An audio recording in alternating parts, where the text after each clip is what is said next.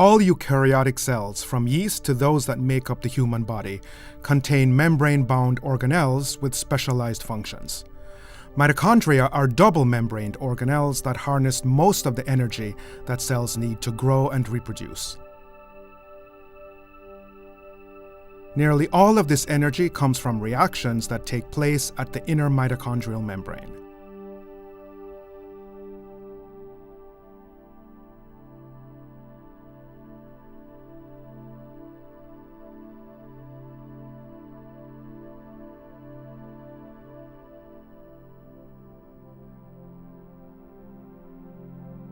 One of the key roles of this membrane is to act as a barrier to positively charged particles called protons, thus allowing a concentration gradient to be maintained where the intermembrane space has far more protons than the matrix.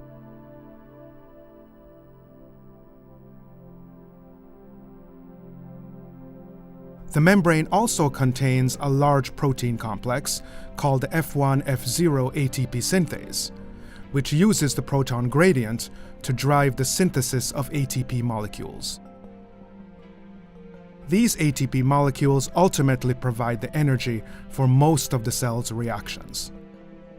Just as man-made power plants produce electrical energy by using the flow of wind, water, or steam to rotate a turbine, the synthase makes ATP by using proton flow from one side of the inner membrane to the other to rotate protein subunits.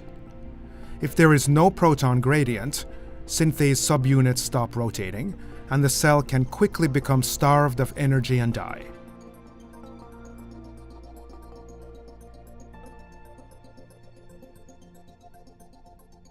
Therefore, the protein complexes and small molecules that establish this gradient and maintain it play an essential role in the life of the cell.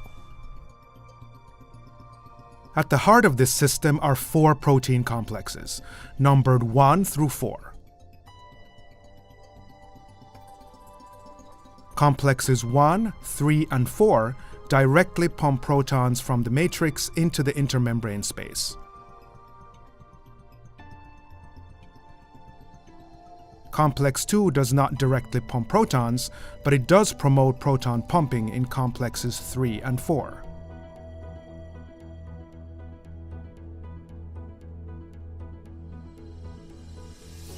Proton pumping requires energy, and the 4 protein complexes get this energy by transferring electrons through a series of coupled reactions.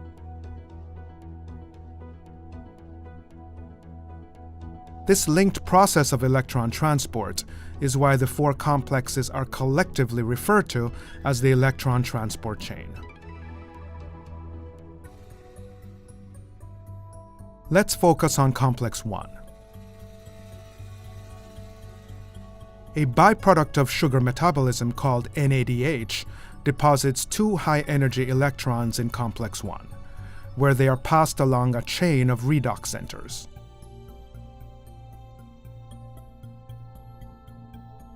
Redox centers are clusters of atoms that have different affinities for electrons based on their unique atomic configurations.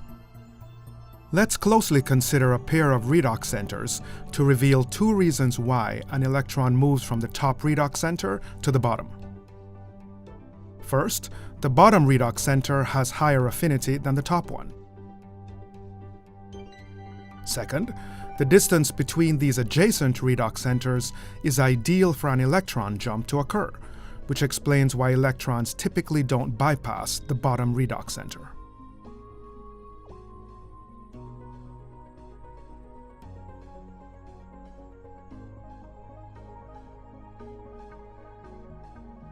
A small amount of energy is released each time an electron is passed between redox centers. Complex 1 harnesses this energy across all the redox centers and uses it to pump protons.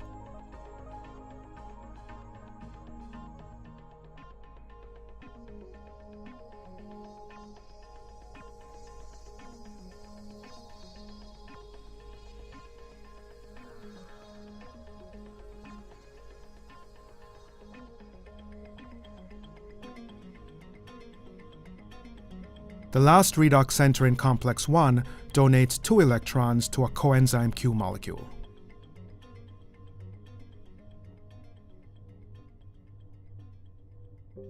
Complex 2 is similar to complex 1 in 2 important ways. First, high-energy electrons also enter complex 2 via a byproduct of sugar metabolism, although here the molecule is FADH2. Second, complex 2 also transfers electrons between several redox centers before donating them to coenzyme Q. One major difference, however, is that complex 2 does not use the energy liberated to pump protons. Coenzyme Q molecules from complexes 1 and 2 donate their electrons to complex 3.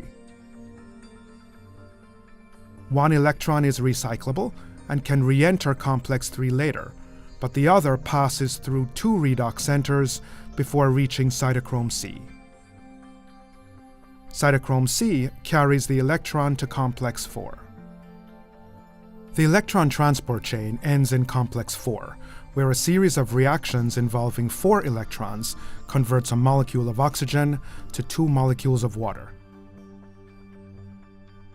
The proton gradient is strengthened because 4 protons from the matrix are incorporated into water molecules, and another 4 are pumped into the intermembrane space.